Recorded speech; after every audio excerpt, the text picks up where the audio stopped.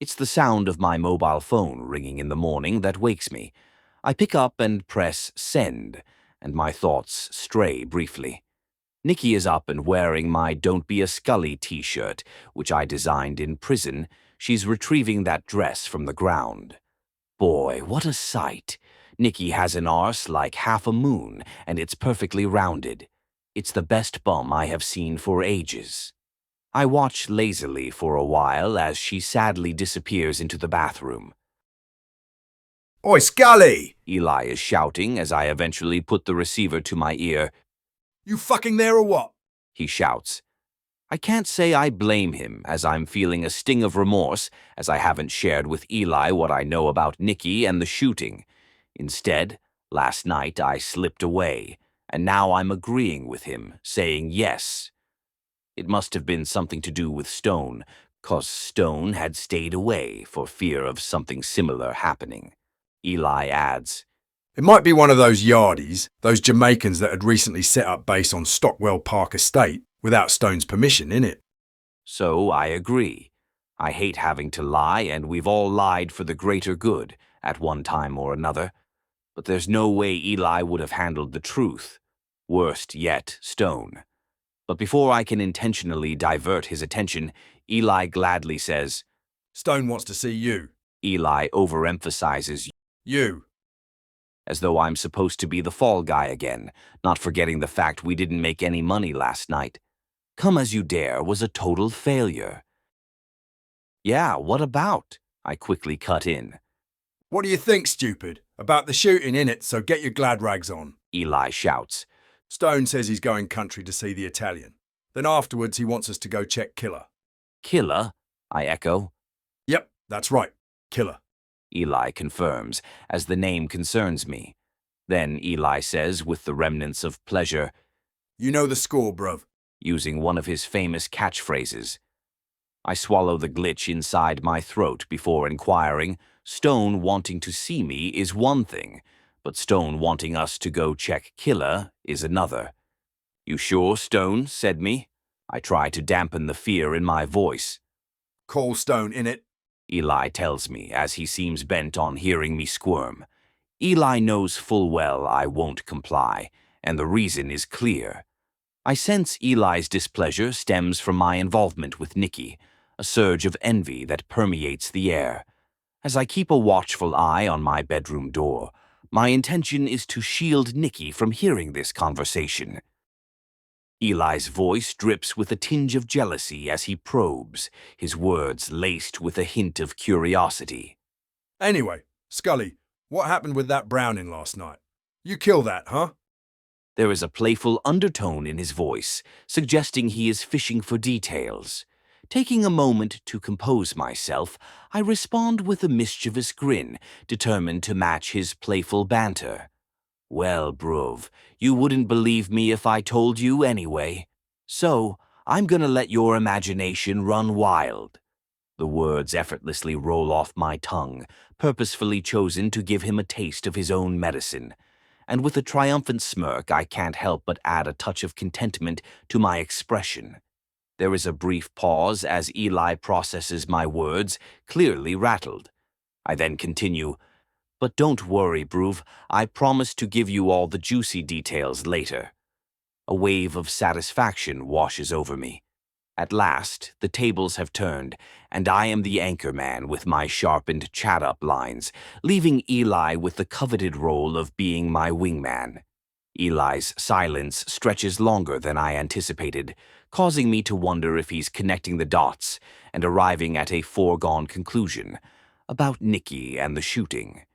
But just as I start to ponder his reaction, he swiftly shifts gears, changing the course of our conversation. Where the fuck did you get those amateurs from, bruv? His voice is now full of venom. What shocking vibes, I reply. Yep, those fools. If you had hired a proper DJ like I told you to, He's shouting. the dance wouldn't have got shot up. Look, bruv, I try explaining. Have you forgotten you told me to get someone on the cheap? Eli ignores me. I examine my mobile phone. The line's gone dead. I wait for a second or two, then flick through my call list and highlight his number. My finger hovers over the send button, but Eli doesn't bother on calling back, and neither do I. Fuck him, I say. No sense in calling that pillock. Maybe later he might have calmed down. Looking at it now, just reflecting on things, last night's door sales were poor, for real. But then again, what did Eli expect? The drinks bar wasn't part of our deal, and he hadn't in fact made a massive dent in advertisement. Instead, Eli had relied on his street cred, more like his big mouth, to promote the dance. During my day release from prison, I sat in his car and observed Eli's efforts to promote Come As You Dare to a group of uninterested locals.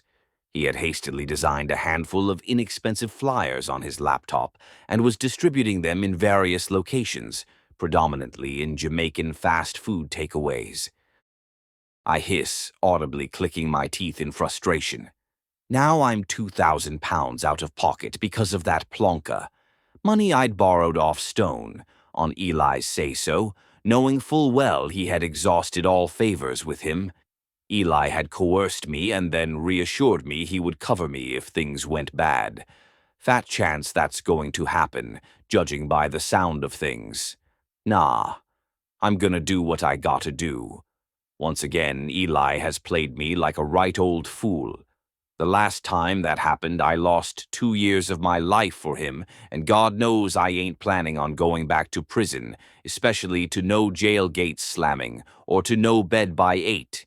And damn it, definitely not my cellmate Big Dave taking a shit. The only way I see myself getting out of this mess is by... Suddenly, the door creaks. I break off from my train of thought and look up as my bedroom door opens. Nikki is standing in the doorway, looking as enchanting as ever, even with her hair tied up and no makeup and a beach towel wrapped leisurely around her. Just seeing her like that makes me as horny as hell. I almost forget the 3 yardies and the black-tinted Lexus. Here is my chance to question her. Nikki, those 3... I begin, but my voice trails off.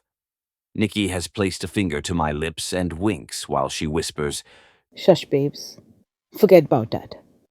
She indicates by letting the towel drop to the floor what is yet to come. I gladly succumb. A wide smile graces my face. I'm being rewarded at last for my patience. Nikki is gazing at me. I'm staring at her, especially her juicy thick breast and her Mohican-trimmed V.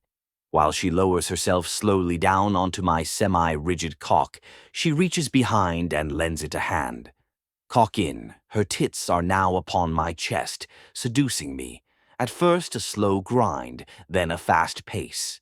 I'm becoming overwhelmed. My cock is rock hard, a feeling of pure ecstasy.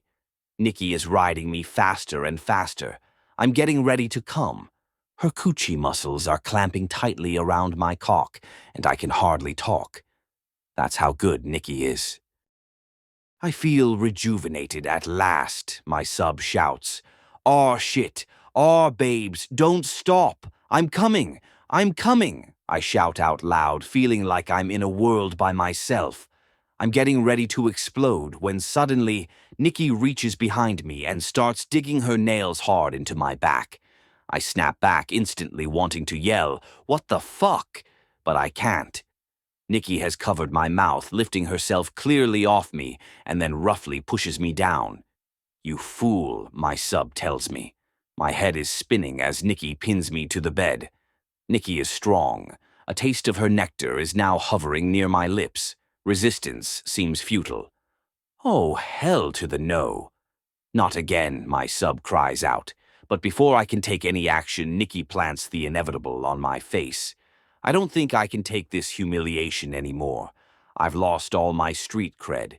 Yet here I am, being fed, for the very first time, the sweet, soft folds of a woman's vagina.